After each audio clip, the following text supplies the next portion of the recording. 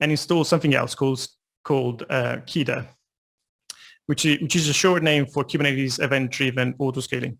So the way KEDA works is basically it's going to replace some of these components, and basically you don't need to install this metric server from Kubernetes. You don't need to install an adapter. Basically, KEDA combines all of these components together, so it is a little bit easier to install and to operate.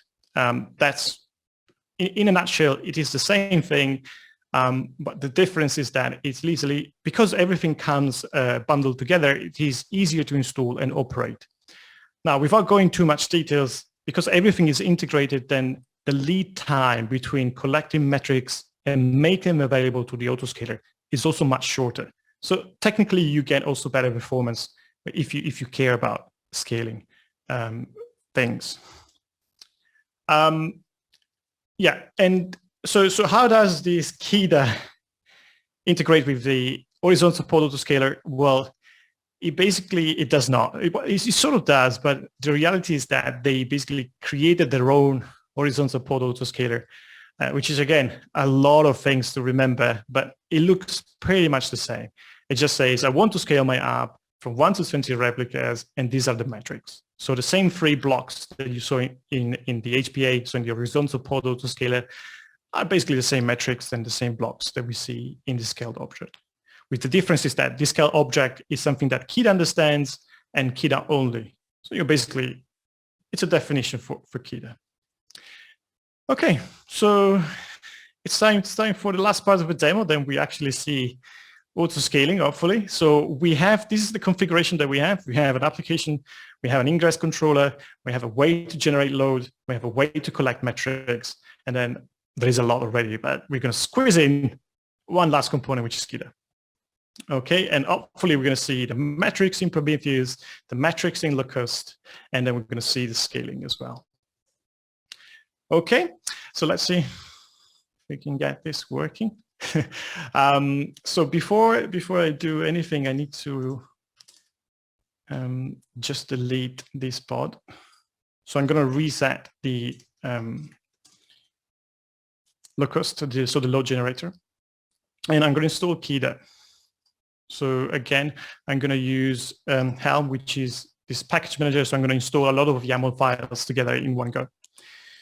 And then once I've defined those, then the last part is to submit this scaled object. So a scaled object, like we discussed, is basically a way to define where the metrics are collected, how many replicas do we need to increase, where is the deployment, and so on and so forth.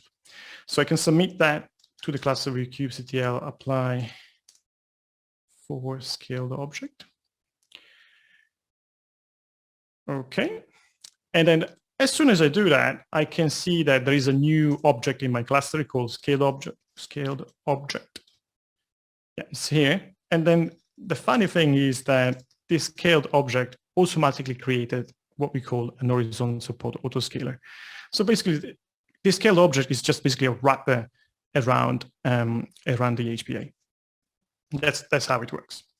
Now, you see an unknown here as a target. As soon as the metrics are collected, we will start seeing zeros, 1 and 0. There we go.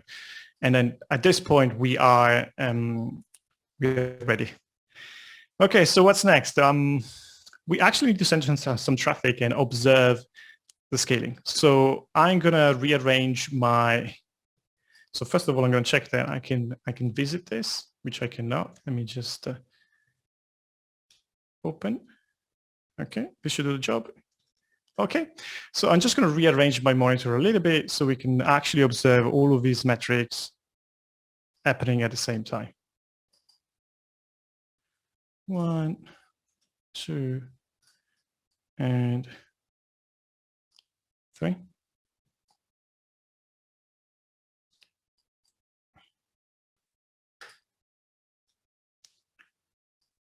Okay. Yeah, hopefully it will work. Okay, so we'll start and go very aggressive, and let's see if I can get this one. And we'll see what happens. And this is the moment of the truth. Let's see. Let's see if it really works. So what am I looking at?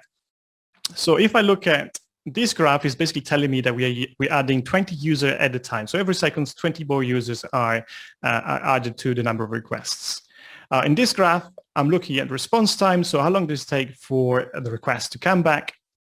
And in this graph, I'm looking at total requests per second. Now, I can see that Prometheus is already collecting the metrics, and it's basically telling me that we are over 250 active connections per Nginx. So I'm expecting the autoscaler to kick in and create new Nginx ingress controller any minute. So while I wait for it, the situation is getting way worse. So what I'm expecting next is that this is going to spike again, and then this is going to trigger the autoscaler. Now, if it does not, I think that will be really embarrassing. There we go. 3 more popped in. So you can see that the scaling is actually working. Yeah, yes. And if we wait a little bit more, there we go, even more. So if we wait a little bit longer, then the autoscaler will create pods until we reach the maximum, which is 20 replicas. So a few notes on this setup. Of course, we're just scaling the ingress controller, but there is still a single application replying to all the requests. So it is not a fair it's not something that you will see in production. In production, you will auto scale not just the ingress controller, but the application itself. But for the sake of this demo, then it's nice. It's basically enough to see the ingress controllers being added in real time. Cool. So let me stop before my Minikube will crash. So you can see more pods are being added, and I'll just